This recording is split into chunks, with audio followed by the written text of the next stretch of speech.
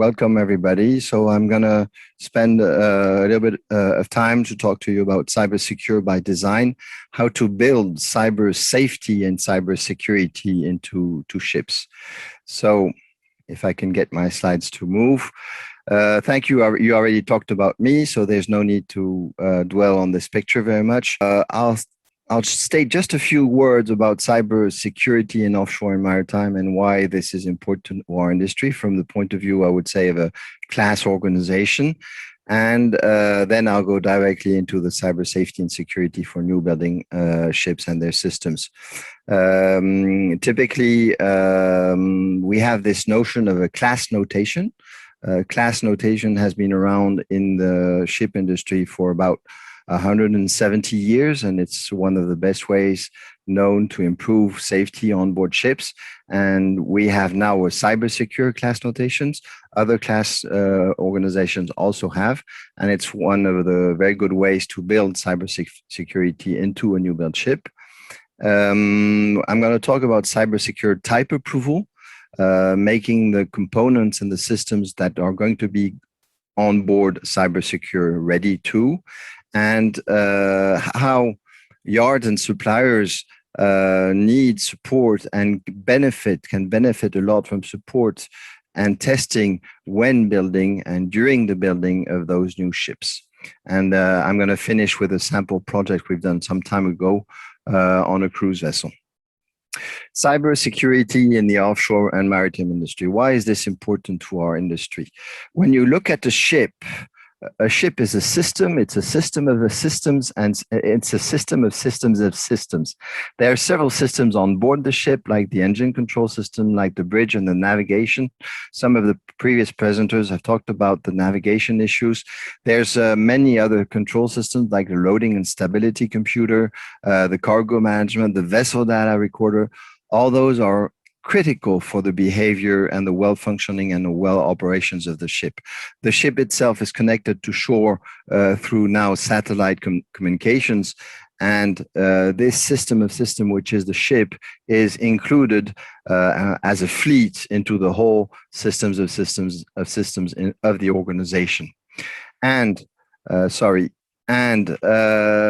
when you look at the various systems on board and when you look at the various systems connected to shore, a lot of what's presented was information technology, what we call information technology, administration, account, crew list, plan maintenance, spares, electronic manuals, permits to work, charters. These are very important for the business, of course. When you think in risk, and cyber is always thinking about risk and resilience to risk, what you risk here is loss of operations. What you risk here is loss of money.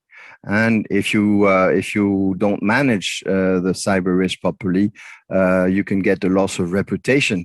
However, if you manage it right, like Maersk did, in fact, you can come out of a cyber incident with a better reputation because you have been very able to manage your risks. But when you have an information IT problem, either on the shore or on the IT part of the ship, what you risk, I would say, is just finance and reputation. However, on the ship now, the ship really doesn't work without cyber systems. There's a lot of what we call PLCs, programmable logic computers, or SCADA systems, control systems, controlling every function on board the ship. Every function on board the ship is measured and controlled. There are navigation equipment like the GPS or the EGDIS, which is the electronic charts. There's the engine control systems, or the remote support for the engines. The engines nowadays can be controlled and tweaked from shore. You've got data loggers like the VDR, vessel data recorder. Those are legally required equipment. If those go wrong, the ship actually cannot sail. And then you have, like I said, engine control systems or cargo control systems, dynamic positioning systems, power management systems here also on board, electrical control systems, propulsion steering, both thrusters. If those goes wrong, if the hackers attack those systems in a narrow strait, for example, close to shore, think a big ship outside of Venice, for example, and the hacker intentionally throws the ship on a rock, and then you have another kind of problem. You're risking life and property, and you're risking the environment. So the risk here is really of a different nature than the risk above. It's not just finance and reputation. It's life here that you're talking about. You can lose crew, you can lose passengers, you can lose passersby, and then of course, if the gravest danger is life, property, and the environment, most of the danger can still be finance and reputation. In some cases, we've seen ships which have become black, no electrical power. They're dead in the water for 10 hours. And then that will be a loss of revenue and a lot of work to get the ship back working again. So when you think about cyber onboard ships, cyber onboard ships is first and foremost a safety problem. And that the safety can result of the misuse of the safety risk can result of the misuse of the systems, or that the safety risk can come from a cyber security risk. It still means that what you have to manage is a safety risk. And today, like people previous presenters have told, we have a growing number of cybersecurity incidents, both on shore and on sea, and we have both IT problems and OT problems impacted. We have seen that things have been happening on board ships. There is a culture in this industry of limited transparency and limited experience sharing. So we know of a few events that have happened on the high seas, but very few of them are actually published. And mature organizations like Maersk that actually present what they have done and what they have done to mitigate the risks are very few in number. Most of the organizations tend to try to hide what has happened to them in order to limit their reputation risk. But that results in the industry having a hard time to understand the real risk and to improve by sharing experience. There is regulation. There is regulation in this industry. IMO has published what they call recommendations, MSC 42898. However, those recommendations have actually become force of law in most of the state flags. So ship owners should now treat IMO recommendations as actually regulations in order to be applied. In addition, national states and European Union, for example, they add cybersecurity requirements. For example, the US require the notification of a cyber incident within 24 hours if the ship is in US waters. And wherever you are in the world, the European Union requires the application of the GDPR laws whenever there's one European citizen on board, whether it be crew or passengers. And then some of the insurers or some of the commercial charters are starting to put out their own regulations on cybersecurity. So cyber is now starting to be a regulated topic in the maritime industry. Previous presidents have said it too. The vessels today are much increased in complexity with more software, more automation, more connectivity. And today, modern ships really don't work without that. I've heard crew, I've been talking and interviewing crew, and today regulations still require a manual backup, but the manual backup today is very hard to use by crew compared to the automation that is their usual way of working. And cybersecurity, cyber is both a benefit, it's a crucial enabler for the maritime industry, and in order to enable the benefits of digital transformation. And then, as other presenters have said, it is also an additional risk. I've talked about the regulatory pressures, so the charters and the operator requirements. We're getting more and more on that.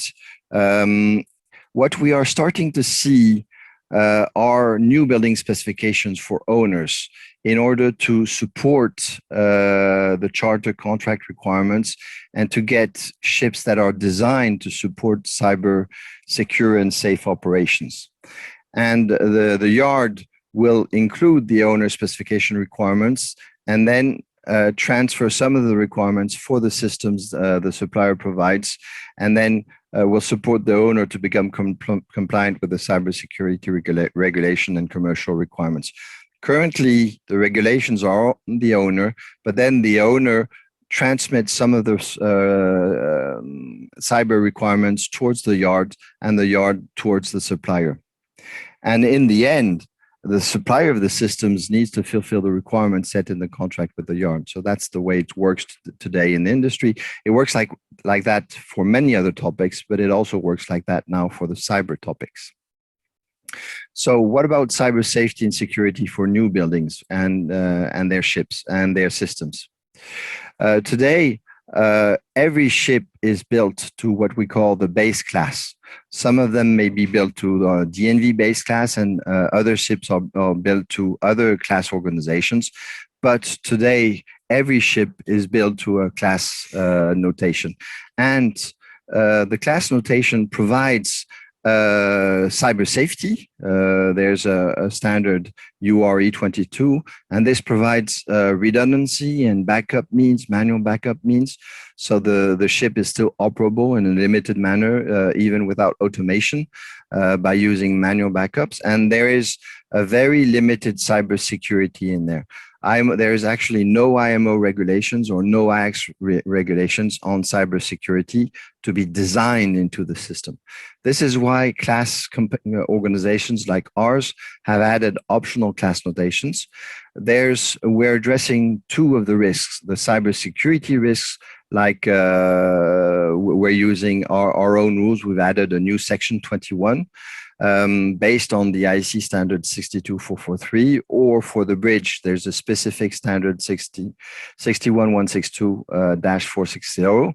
Or for safety about software-dependent systems, we've got the ISDS class notation, the DNV OSD 203. Those are class notations. They're optional, but if an owner requires that on the yard, then the whole process of class notation will go into the ship and ensure that the ship is designed for software safety or cybersecurity. Above that, for owners and ship operators, there are recommended practices by BIMCO, by our own company, or by other class organizations. When you think about the life cycle, what we do in the class notation, this is part of the new build project. The recommendations are more for the ship in operations.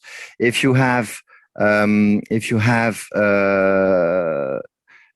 cyber, if you have just the base class notation, you have rather a low cyber risk resilience, because currently, let's say it, currently the ships that are working today on the high seas are not designed for cybersecurity, and their only resilience are the heroes, are the crew on board. So they have a very low cybersecurity, and IMO regulation currently is designed to put procedures in place so that the humans can deal with the consequences of a ship not being designed for cybersecurity. If you add the optional class notation, you're going to have a much better cybersecurity resilience. And then you put in the recommended practice, and this is where you can get the highest cyber risk resilience and the lowest actual risks to your ships and to your crew. So we set the main class rules. They're mandatory, very few requirements on cyber safety and cyber security. And then you have the cyber class notation. And the idea that we have put into the class notation is to design technical security barriers, put in a management system so that the humans understand and are able to manage and react to an incident, and they are able to understand the safety provided, the security provided by the barriers, and understand the limitations, are able to have drills, for example, are able to conduct exercises to use these additional technical barriers. The cyber class notation has also a big reflection on what are the risks, what are the critical systems, what we call in our language the essential systems that should be maintained operational, that should be protected against a cyber attack or a cyber safety issue. And we used a recognized standard IEC 62443, which has been adapted to the maritime world. And different levels are provided to shoot different level segments.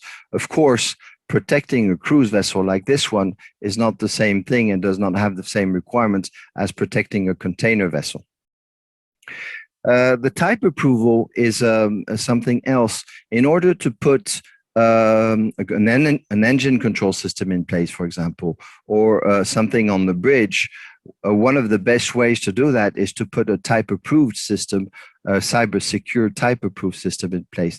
And the idea is to pre-qualify with the vendor the system that's going to be put into the vessel, so that during the new build, there's a lot less to do, a lot less to think, because the system is already cyber secure ready, cyber secure capable. And again, we use the same standards. And the idea is that we verify at the different steps. We verify at the system level and we verify at the vessel level, so that the cybersecurity is designed at all levels into the ship. This is what we mean by defense in depth. The first level of protection is the physical and the procedural security. This is something that can be put into existing ships, but that can be much better designed into new ships. And then the ship and network security, the ship barriers.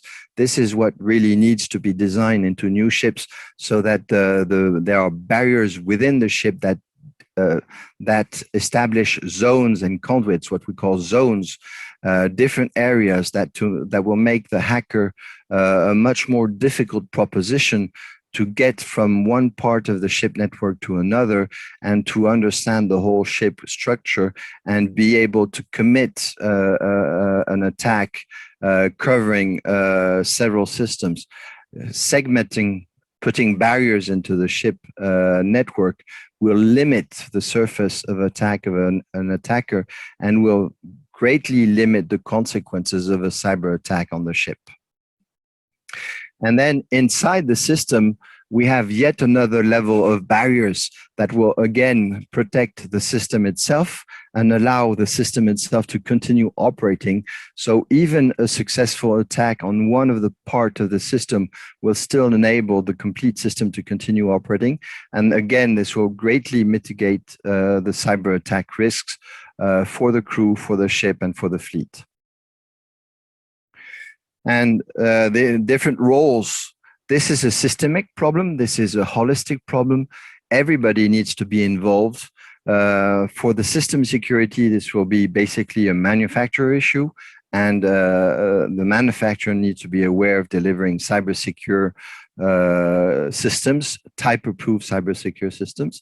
The yard is responsible for the architecture, for the cyber secure design in depth of the ship, and then the owner is responsible for adding the procedures, the management, the system management system, the physical protection, the crew awareness, that everything that will make this work together. So all of this needs to be aligned, and it's during design that that those pieces will fall into place, so that they work together unimpeded.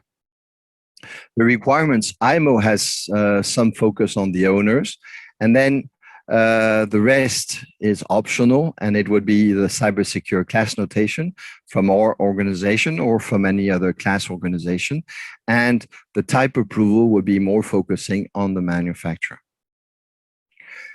We have different levels of protection. I'm not going to stay long on this slide.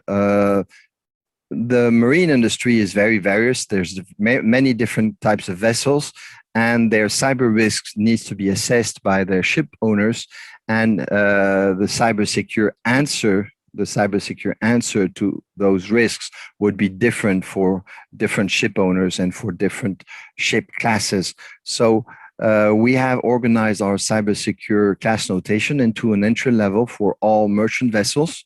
This basically targets standard merchant vessel with a little bit of protection, with procedures, mostly some segmentation, and remote securing the remote access, and a lot of policies and procedures. This is aligned with IMO resolution.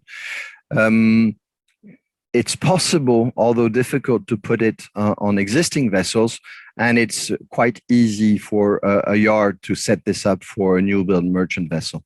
Cybersecurity essential. This covers SOLAS, the essential systems.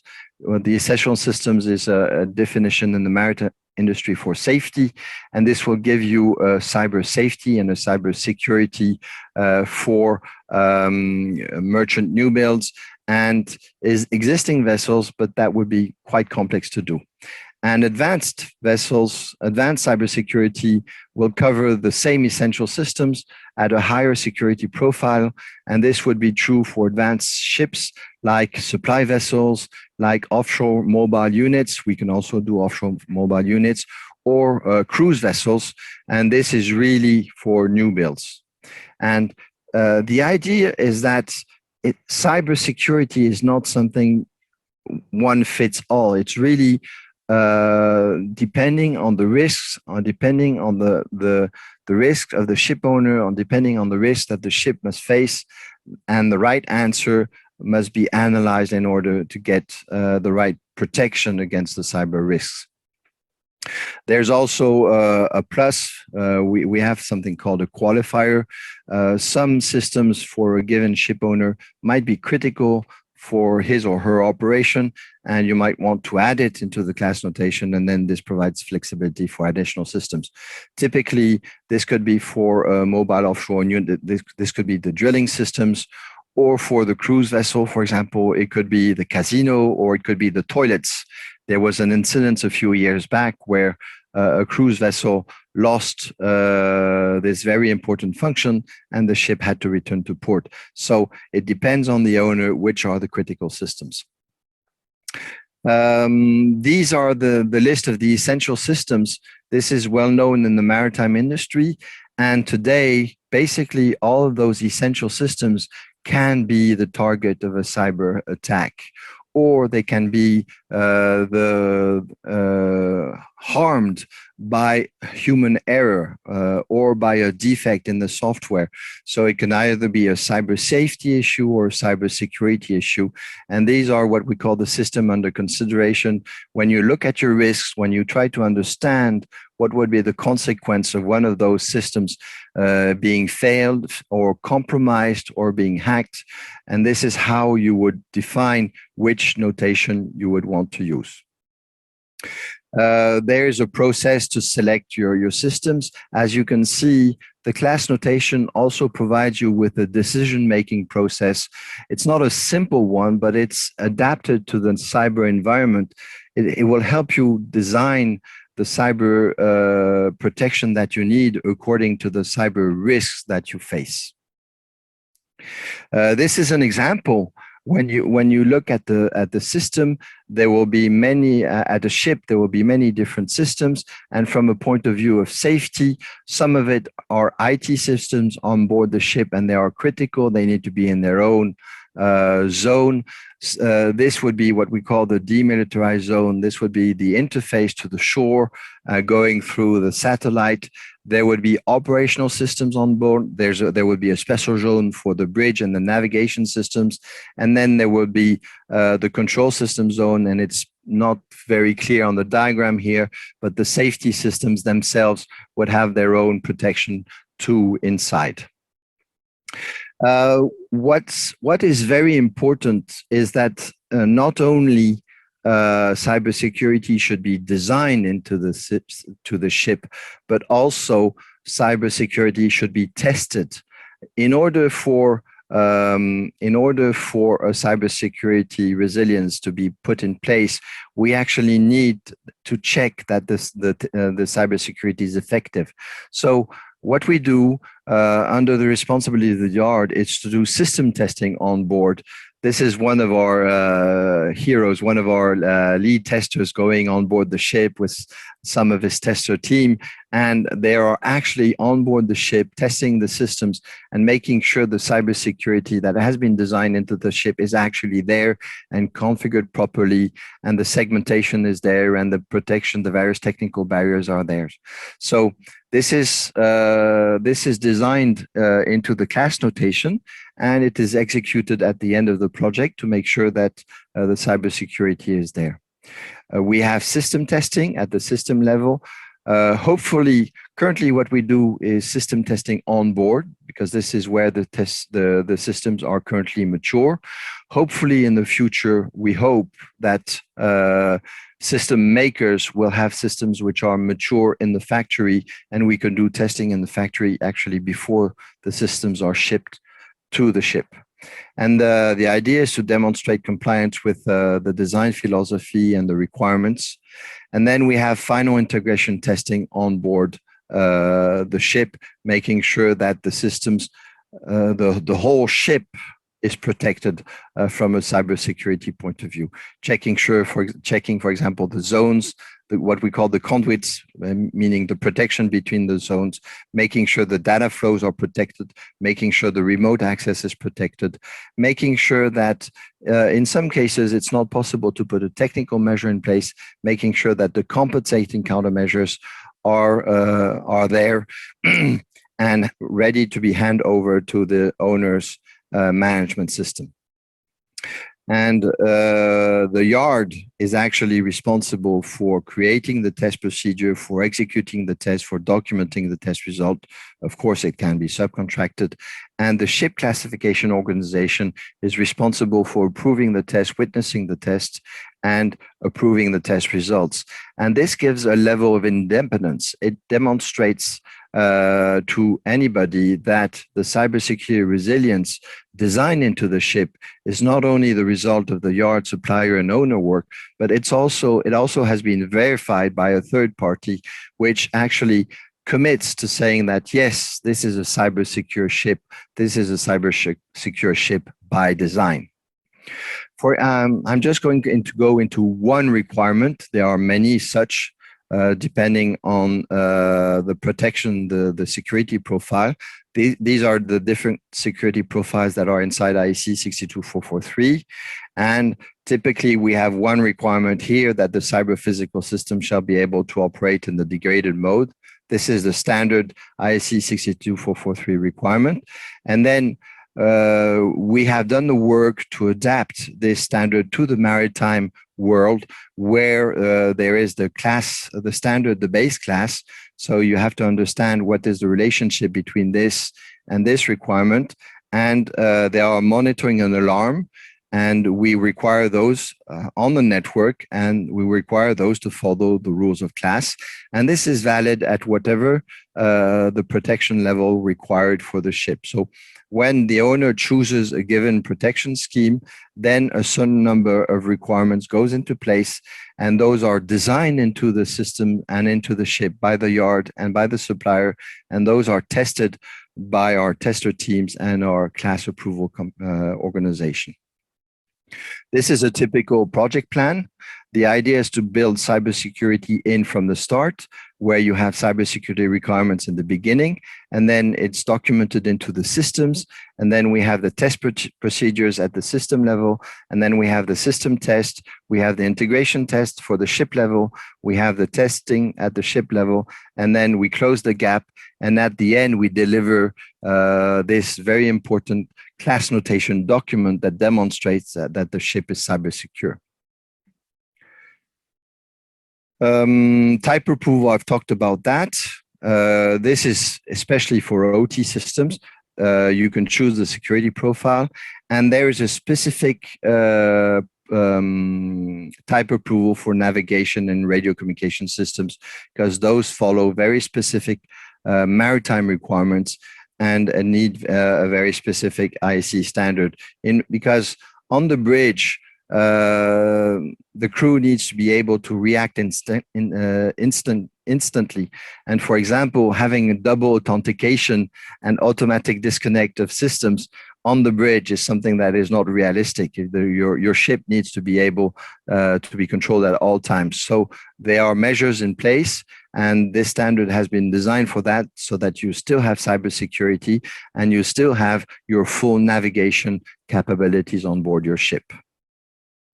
The idea is that getting cyber secure by design on a ship is a question of, it's a journey. It's a journey. As I said before, cybersecurity is a new topic, and existing ships actually don't have any cybersecurity built into them. So when we take a ship and we build cybersecurity into a new build, we have to understand where the yard is, where the supplier is, where the owner is. We have an assessment. And as you can see with the colors here, in the beginning, the assessment may not be entirely perfect. But over the time of the new build, we go into a situation where the cyber risks are understood, they are mitigated, they are designed into the system, they are checked, and finally they are accepted with the class notation document. And then in operations, we have a ship which is really cyber secure and which can be kept cyber secure. Typical testing and verification. Testing is also a holistic activity on board the ship. It can be interviews with the crew if the crew is already there. It can be interviews with the design team to understand how they have designed cybersecurity. Spot checking. This is spot checking of an engine control room. It can be scanning of the devices in the bottom of the ship. There's a cabinet open, and we're looking at the network there, making sure that the PLCs and the automation is secure. We're looking at the remote access, making sure that the remote access is also secure, checking the segregation design is as expected. Very often there's a big difference on existing ship between the drawings that people have in their files and the actual network. So we are able to look at that. And on new build ships, we can check if there has been a cable that has been added, or if there's a missing cable, to make sure that what is designed is actually what is on board the ship, and making sure that whenever there's an operator station, the operator station is hardened so that trespassers will not have an easy access into the ship. This is a typical example of an assessment.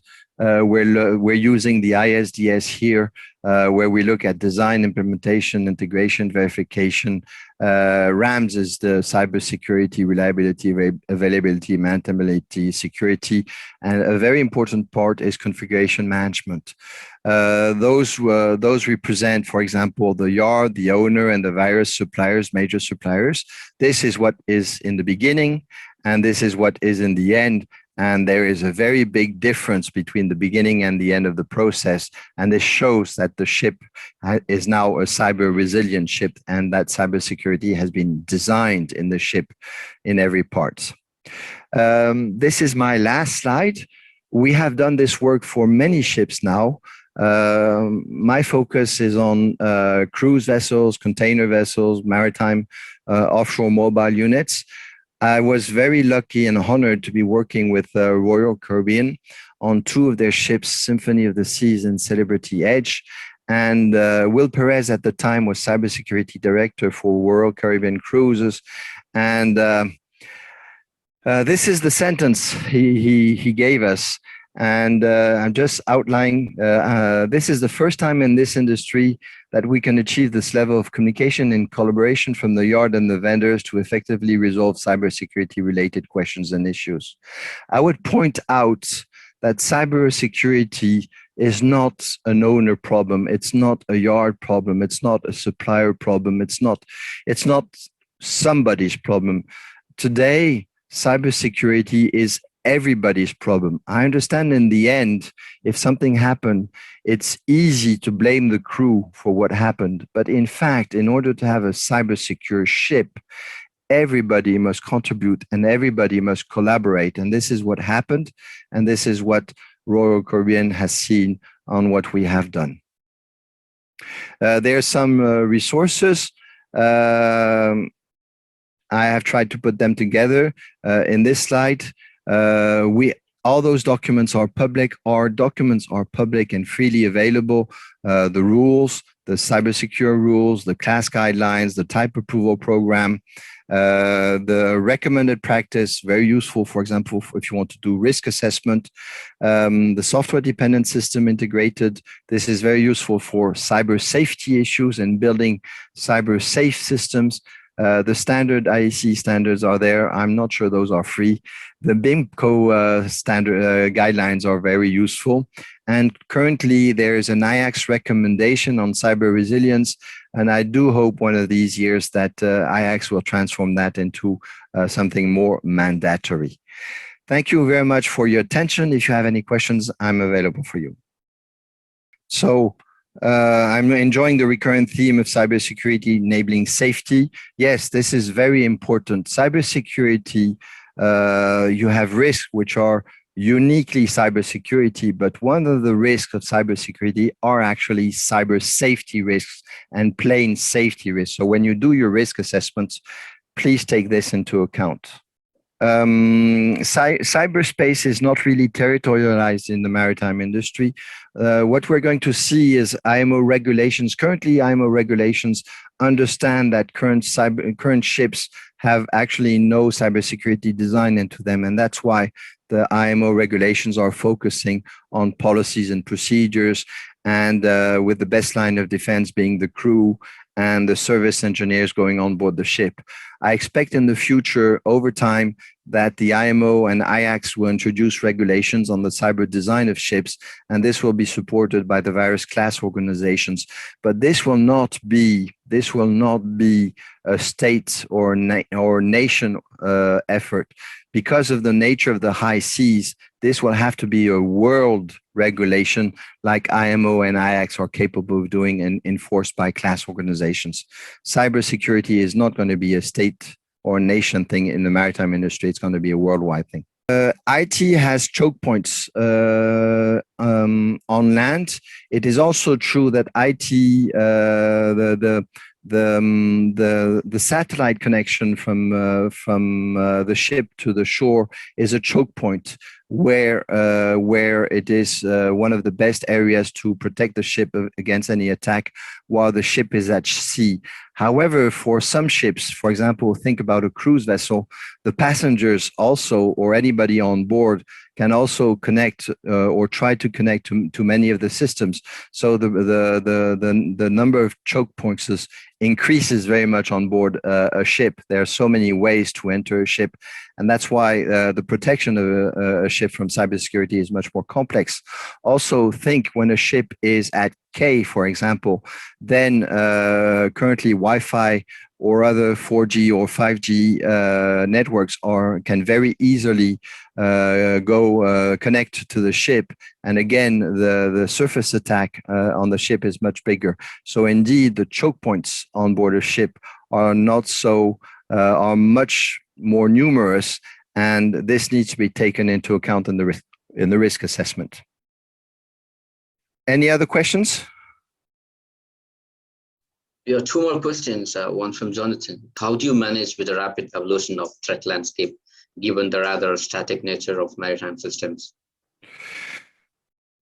This is a very good question. What we recommend to our owners, there's several levels of defenses. One is class organizations like ours. We produce a version of our regulations every year, usually, and if necessary, every 6 months.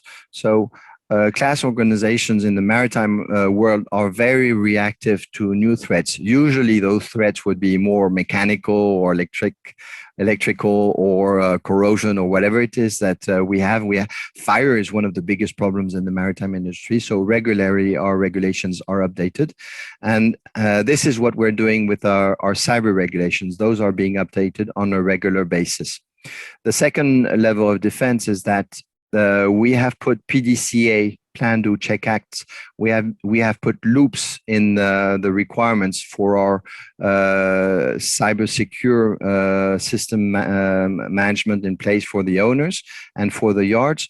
And the idea is that when a new type of threat or new type of weakness comes, then there is a process to mitigate it. Usually the first mitigation will be a countermeasure, crew awareness, crew training, crew drills. And then the second countermeasure will be a mitigation measure where we will request the supplier to mitigate the weakness. This may take a couple of years. And then at the end of that period, the new threat will have been protected. The last idea is the one of defense in depth, is that we cannot expect to protect against all known or unknown threats. But with this idea of defense in depth, yes, a system can be compromised or a part of the system can be compromised. But with this defense in depth, we expect that not the whole ship will be compromised and not the whole system will be compromised, even if it's a new attack vector. And therefore, we still have a very good resilience, even though some of the threats are unknown at this time. How can we mitigate the risk of APTs in the maritime cyber domain? Like everything else, like I said, the defense in depth will mitigate the propagation of the attack. Protection, crew awareness, a lot of crew awareness, making sure that the crew is aware, making sure that your IT systems are protected, making sure that your shore side is protected, so that when you do have this attack, it will not propagate more and your consequences will be very limited. I'm not sure you can actually protect against a single infection, but you can protect against the infection propagating.